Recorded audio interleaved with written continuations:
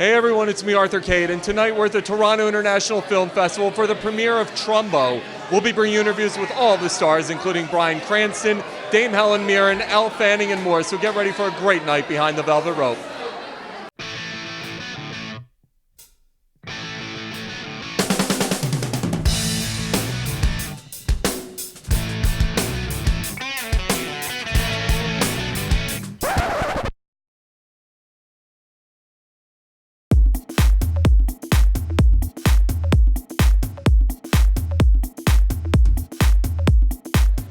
Hey everyone, it's me, Arthur Kade. I'm in Toronto now with Bryan Cranston, and you're telling the complicated and incredible story of Dalton Trumbo. Yeah. Talk to me about being able to tell this story and the correcting of a lot of wrongs here.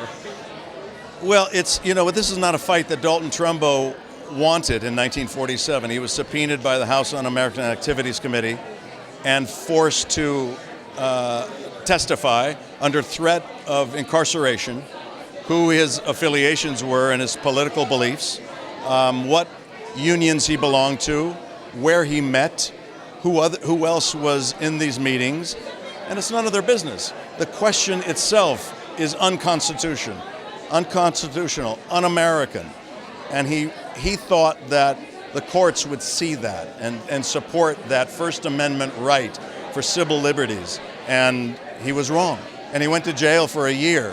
Not because he committed a crime, but because the House Un-American Activities Committee were not satisfied with his answers. You know, it was a dark time I think, in American history and certainly in Hollywood history. It's good that, but you know, the great thing about the film industry is it is ultimately kind of fearless in turning its critical eye upon itself. And that is very much what this movie does. You know, it is, and I think there are more films to be made, actually, about the history of Hollywood, the way in which, for example, it's behaved as far as women are concerned, or as far as black people are concerned, or people of different races. So, you know, and let's look forward to those movies as well. You go from the young ones to telling Dalton Trumbo's story. Yes. It's got to be, and what a cast to different. work with. Talk to me about it. I am so excited to be a part of this cast with these incredible actors, and just to be a part of it is unreal. And I'm just like honored. I feel like we're kind of like a part of history in a way, telling this story because it's such an important one and it needs to be told.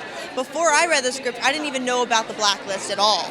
So, and I think that some people don't, and I think it's going to be very surprising, and it's also just, it's very relevant today of how people are they're allowed to think the way they want to, you know, and they're allowed to feel that and have their own opinions. That's what makes us who we are, an individual. Talk to me about working with this ensemble.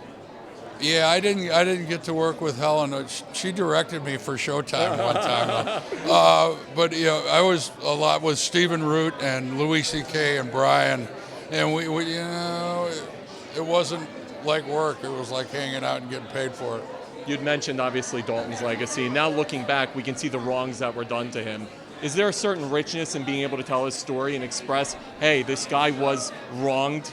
Yeah, and just, you know, it's such a light-handed, deft way of telling this horrible story, and it's very entertaining as well. It's hard to put my finger on it, but it's really a good film, and I'm really proud to be a part of this cast. Everyone is really well suited to their parts. You know, they got the top of the line with just about everybody, and I was thrilled to be in the same room with them all. Dalton Trumbo's legacy, it was complicated, and now we're seeing the wrongs that were done to him.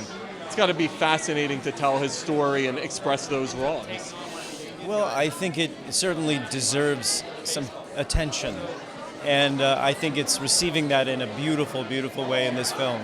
Talk to me about seeing a movie made about your father and telling his story. It's I guess the word I use is startling. I never expected it. I don't think either of us did.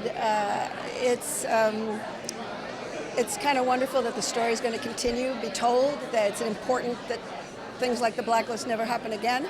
And the more this brings that to light, the better. So I'm pleased. Hopefully this film will shed a light on how easily civil liberties can be encroached on.